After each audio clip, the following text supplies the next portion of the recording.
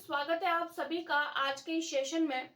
आज के इस सेशन में हम लोग सीटेट जुलाई जो हमारा एग्जाम पिछले 2 दिन के बाद है, ठीक आज से 2 दिन बाद उसके लिए हम प्रिपेयर कर रहे हैं। और मैं आप लोगों के साथ में आज की वीडियो में एक छोटा सा टॉपिक डिस्कस करने वाली हूँ और ये 3 से 4 मिनट की वीडियो आप लोगों के लिए बहुत ज्यादा हेल्पफुल होगी, क्योंकि आज की वीडियो में मैं आप लोगों के साथ में छोटे छोटे दो टॉपिक्स डिस्कस करूंगी और उसमें मैं आप लोगों के जो है वो 2 क्वेश्चंस 100% पेपर 1 के लिए ईवीएस में देखने को मिलेंगे। हम हमारे चैनल पर ईवीएस के लिए 15 डेज चैलेंज कंप्लीट कर रहे हैं, जिसमें 10 वीडियोस मैं आप लोगों के साथ में 9 वीडियो ऑलरेडी डिस्कस कर चुकी हूँ। आज की हमारी एक डे 10 है। आज का हमारा टॉपिक होने वाला है पश्मीना शॉल। पश्मीना शॉल को पढ़ाने के बाद में मैं आप लोगों के साथ में जो है वो कर्णम महेश्वरी के बारे में डिस्कस करूंगी। ये 2 टॉपिक वेरी वेरी इंपॉर्टेंट है सीटेट में ईवीएस के लिए, अगर आप लोग पेपर 1 दे रहे हैं तो सबसे पहले देख लेते हैं कि पश्मीना शॉल होती क्या है। सबसे पहले तो इसकी ड्राइंग जो है वो मैं यहाँ लगा रही हूँ, आप लोग देख लीजिए कि किस तरीके की ड्राइंग होती है। उसके बाद में हम लोग देखते हैं कि देखिए पश्मीना शॉल जो होती है वो कैसी होती है। तो पश्मीना शॉल जो होती है वो बहुत ज्यादा पतली होती है और गर्म होती है। आप लोगों से इसे क्वेश्चन ऐसे ही बनेगा जैसे एक ऊपर क्वेश्चन बन गया, क्वेश्चन दे दिया कि पश्मीना शॉल से रिलेटेड कौन सी सी बात है जो ठीक है, सही है, या फिर ऐसे पूछ लिया जाएगा कि पश्मीना शॉल से रिगार्डिंग कौन सी बात गलत है, निम्न में से कौन सी सही नहीं है। तो ये 4 पॉइंट्स जो वेरी वेरी इंपॉर्टेंट है, क्विक रिवीजन के लिए आप लोगों को बहुत ज्यादा हेल्प करेंगे।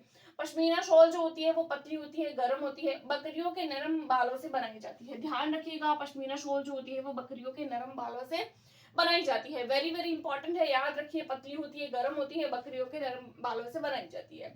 तीसरा आता है लद्दाख की चांपंग जनजाति पश्मीना शॉल के लिए प्रसिद्ध है। तो ये क्वेश्चन आप लोगों को प्रीवियस ईयर में भी आप लोगों ने पढ़ा होगा कि कौन सी जनजाति है। तो चांगपा जनजाति है जो कहाँ की है, तो वो लद्दाख की है। इस पॉइंट को आप लोग याद रखिएगा कि जो चांगपा जनजाति है वो कहाँ की है, लद्दाख की है। और पश्मीना शॉल जो होती है वो इतनी गर्म होती है कि अगर 6 स्वेटर हम एक साथ पहने और एक पश्मीना शॉल यानी जो प्योर पश्मीना होता है अगर हम उसको पहने तो वो इक्वल हो जाती है। तो एक पश्मीना शॉल जो होती है वो 6 स्वेटर के बराबर होती है। तो ये कुछ 4 इंपॉर्टेंट पॉइंट्स थे जो सीटेट के लिए हम लोगों को पूछे जाते हैं। बस 4 ही पॉइंट्स है इसके रिगार्डिंग जो इम्पोर्टेंट है, और ये चारों पॉइंट आप लोगों को सीटेट के प्रीवियस ईयर में पूछे गए हैं। तो ये छोटी सी वीडियो, और अब जस्ट इसके बाद में मैं आप लोगों के साथ में कर्णम महेश्वरी के बारे में डिस्कस करूंगी। तो फिर चलिए अब हम चलते हैं हमारे दूसरी स्लाइड की ओर। आज के वीडियो का हमारा सेकंड टॉपिक को होने वाला है कर्णनम मलेश्वरी के बारे में हम लोग देखेंगे। इस टॉपिक से रिगार्डिंग भी आप लोगों को 1 से 2 क्वेश्चंस 100% देखने को मिलेंगे। 2 टॉपिक आज की वीडियो में हम लोग डिस्कस करेंगे और इसके बाद में मैं इसके कुछ प्रीवियस क्वेश्चन जो इन दोनों टॉपिक्स में से आप लोगों को पूछे गए हैं वो डिस्कस करूंगी।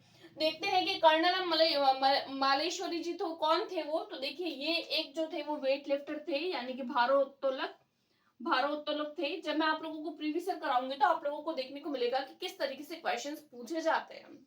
तो ये एक वेट लिफ्टर थी, यानी कि जो वजन उठाने में जो थी वो एक्सपर्ट थी। आंध्र प्रदेश की रहने वाली थी। क्वेश्चन भी एक प्रीवियस ईयर में बना था कि कर्णलम महेश्वरी कहाँ की रहने वाली थी, या इसके रिगार्डिंग कौन सी एक बात ठीक है या गलत है।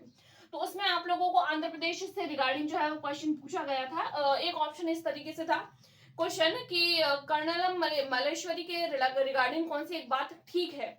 तो 3 ऑप्शन आप लोगों को सही दिए गए थे और चौथा ऑप्शन था कि ये कर्नाटक की रहने वाली थी, और वो ऑप्शन आप लोगों का गलत था क्योंकि ये कर्नाटक की नहीं आंध्र प्रदेश की रहने वाली थी।